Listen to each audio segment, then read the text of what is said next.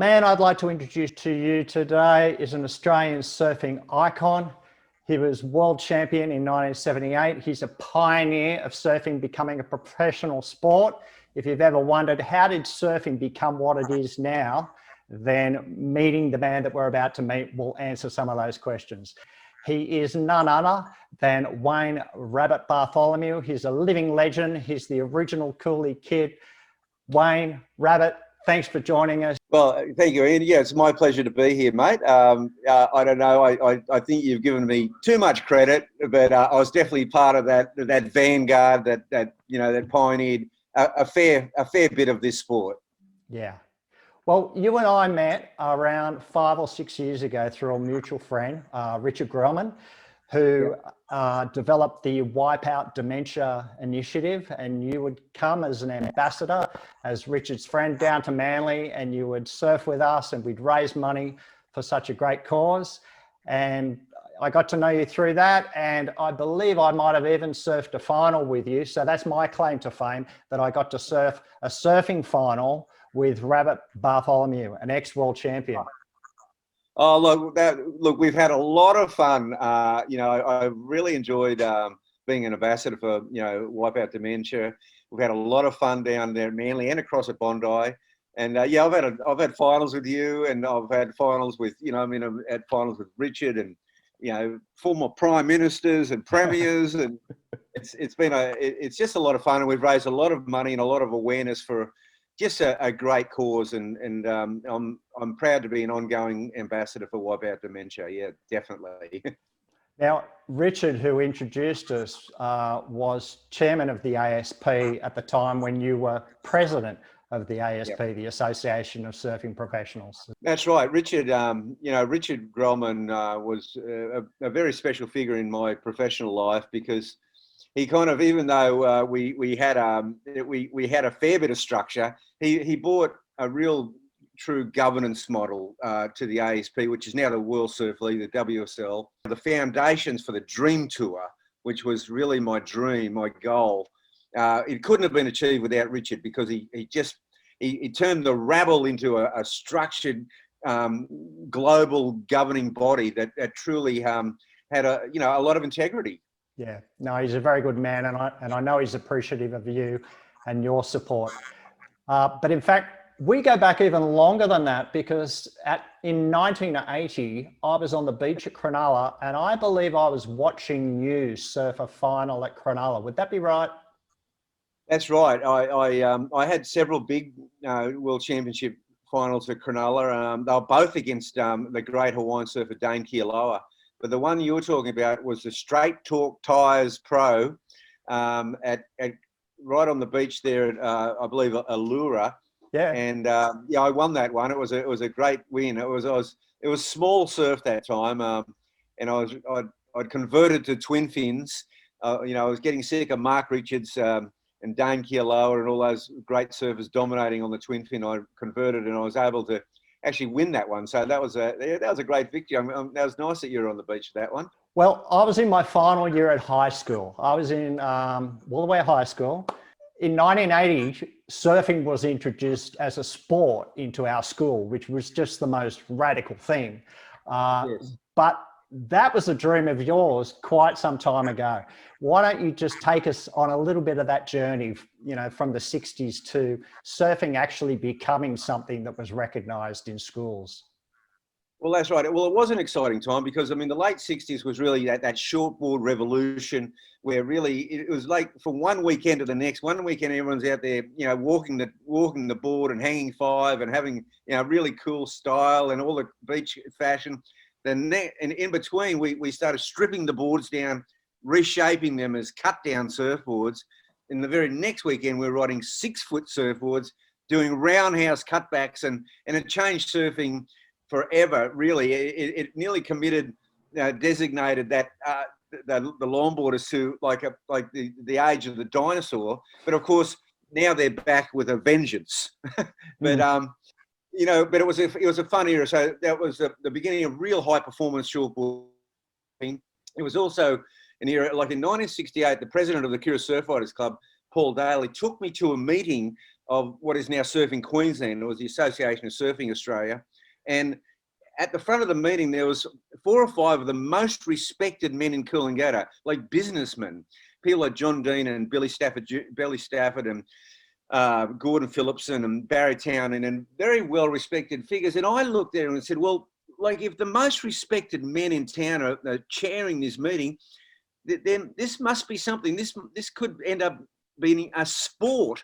So this was 1968. So it was a really amazing that I was there for that, because I ended up becoming an administrator after I retired. But it sort of set me on the course where I started to formulate this daydream that I used to have walking to and from school every day, a bit like Forrest Gump.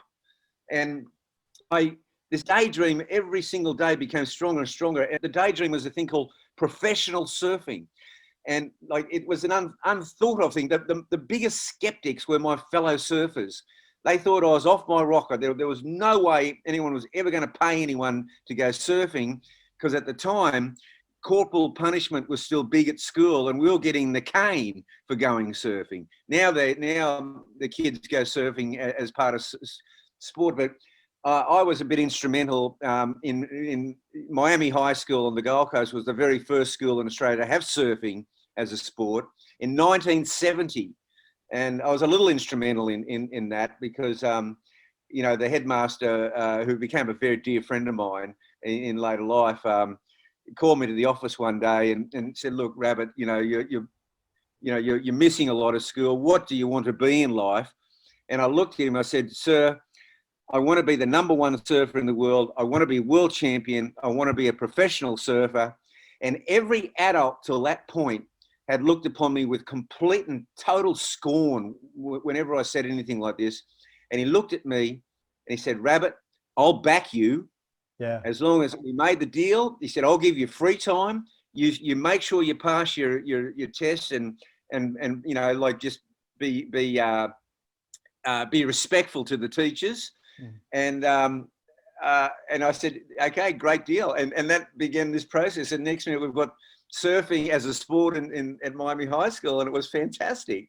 And I think I played a bit of a role in that, you know. And but this daydream of mine really, you know, I mean, I walked to school and back. I wouldn't catch the bus.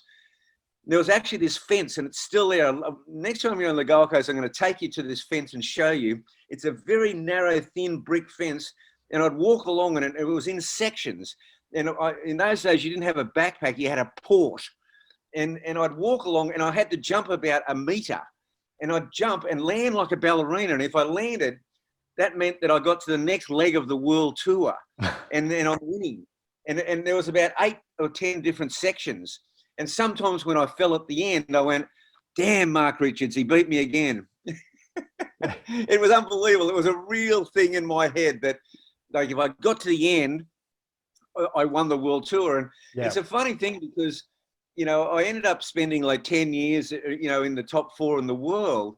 And it was very similar to this fence ordeal. You know, I didn't always make it to #1 at the end, but this was all part of and this was just a short part. And then I'd continue on the walk. And it was all about Grand Prix events in the best surfer locations in the world, surfing for prize money and big trophies and world rankings. And at the end of the day, world championships and a true sport. And this was so far from reality. It was just ridiculous thinking, but it all came true. I'd go to a surf movie and I'd say, wow, what a wave. I want a photo of that and I want to put it on my wall with sticky tape. You'd look at a wave like that and you'd say, I'm going to surf for that. I mean, I had this dream again since, you know, say 13 or 14. I saw a movie called 5 Summer Stories that came to Coolangatta. And at the end of it, there was a sequence called Big Monday, and it was 20-foot pipeline.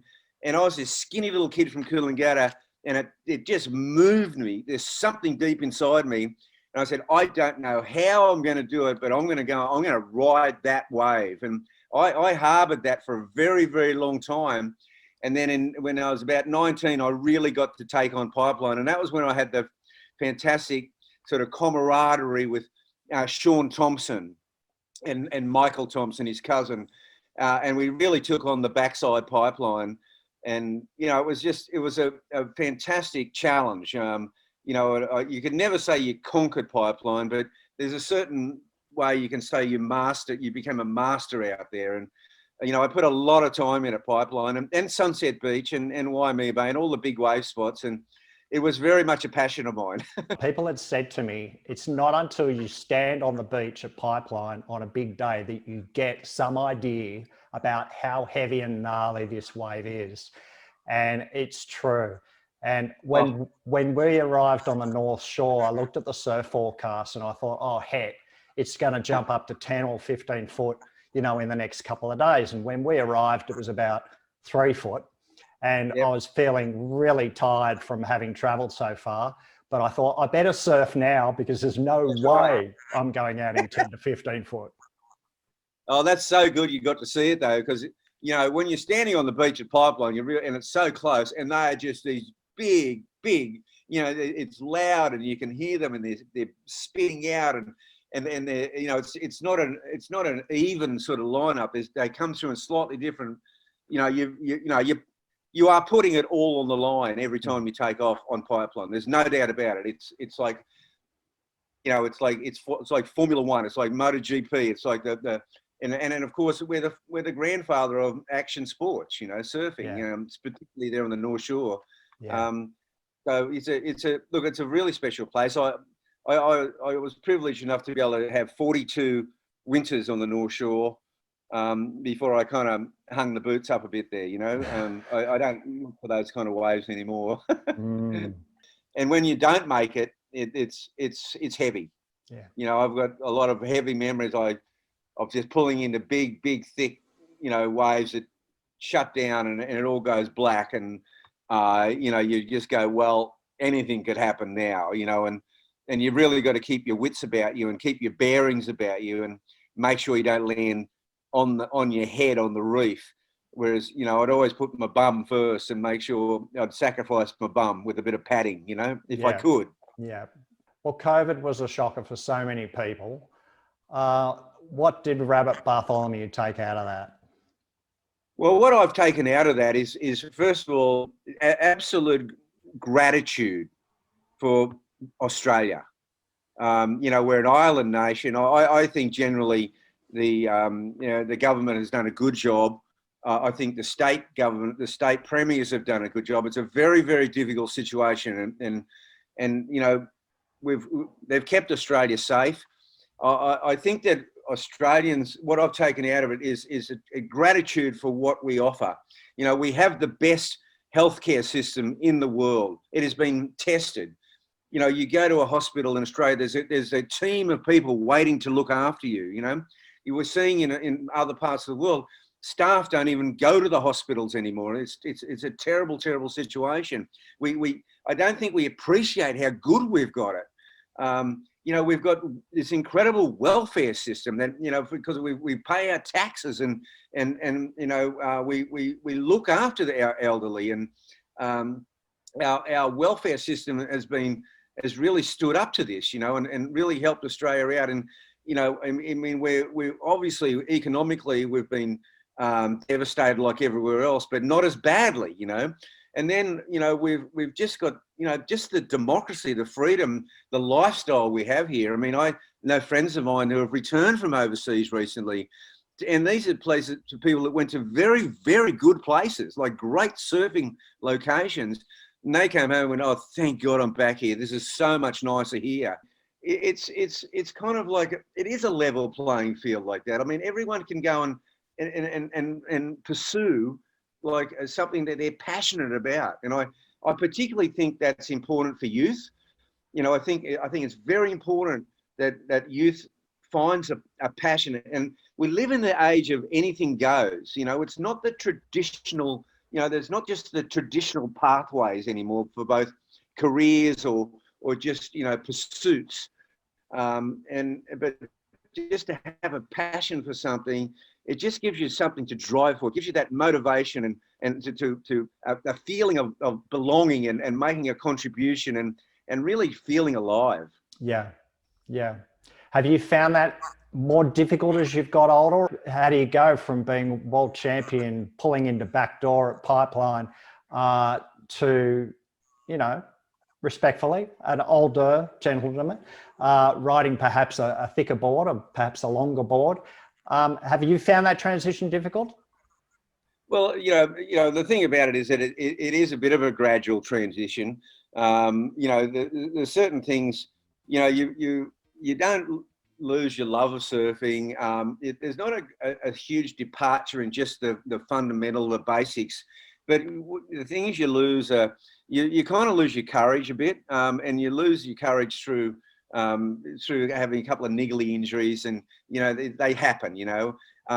Things catch up with you from your youth, and just injuries that you got in Hawaii or somewhere, and they do take away a bit of your confidence, and that can be that's a big issue, because it's a vicious cycle once you lose your confidence, and you're pulling back on waves, particularly up where I live, because it's so crowded and it's such a pecking order. That if I pull back on a really steep wave, I kind of you feel like putting yourself at the end of the line.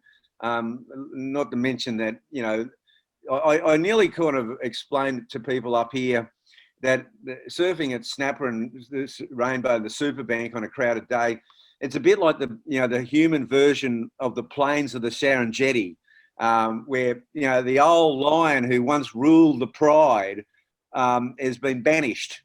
And he's out to the side, and there's a pack of hyenas ready to tear him limb from limb.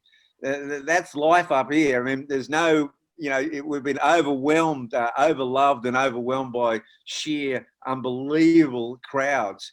But I guess this place, it was hard to hold it as a secret for forever. But having said that, as I said, I've lowered my expectations and I've adapted. And look, I still love surfing. I mean, I don't need to have 3 surfs a day. I mean, if I can go out there and have a 45-minute surf, I really am happy. I've got other things I do. Other activities I do. And I think I just think that's important for everybody. Just to find the level you are in anything you do, and to be able to keep yourself in good enough shape to be able to sort of pursue it. But I do also think, though, that it's important to still have dreams. I think it's important to still have goals in life, and to be able to, better yourself through, a various different, tools and instrumentalities at your disposal. And I still have dreams, and I mean, I still have aspirations, and I mean, I'm not going to ever be a world champion surfer again. I'm never going to ride Pipeline again. But that's not my aspirations now. I'm just like hanging in there, and then I have other aspirations in life. Yeah. Well, I know you're a mentor to so many. You've had coaching roles in the past. In fact, you've had great success as a coach. You've coached the Australian surfing team to victory at the internationals on at least 2 occasions that I know of. So what have you learned about coaching? What have you learned about mentoring? I'd like to pick your brains just for a minute on that one. Well, first of all, if you go back to my day, one thing I didn't mention about the late 60s is that in my entire surfing career, like, you've got to remember, we had no video analysis. We had no coaching, no management, no entourage, nothing, right? We had just created. The only bit of advice I ever got was when I was about 14 years of age. Johnny Charlton from Kira Surf Club said to me one day, I came in, I thought I was going really good. He said, "Rabbit, you're looking like a little bit of a tin soldier out there." And I went, "Whoa, that doesn't sound too good. I don't want to be a tin soldier." And it made me realise that style was important. Just that little thing had a profound impact on me. And it's funny because later on, it was, my friends Matt George told me that Tom Curran watched the movie Freeride 500 times to study my style. And I went, well, that's coming a long way from Little Tin Soldier to Tom Curran's like mentor. But there's so much in it. And I went through my entire career without any coaching whatsoever, like none at all. We had to just make it up as we went. Yeah, that's really helpful. I mean, what you're saying has application for life. You lived it. You found out the hard way how this whole thing works. you applied those life lessons to yourself. You became a great success. You're now instilling that success in others, and you're constantly dreaming, as you say. You're dreaming, you're making things happen. You're still busting down doors. If people have got doors that they're trying to bust down in 2021, what passing tips have you got as we finish up today, Rabs? Well, I mean, well, first of all, nothing happens just, nothing happens just by accident. Like nothing happens just without any preparation. You really, I think that you've got to like simulate situations, and you've got to be able to see how you can advance in increments, and you've got to be able to sort of map it out and see create a pathway forward, and then you've got to bring all the other elements into play. You can't just go from 0 to 100 without going through the process of how to get there, and the gear changes and just the process.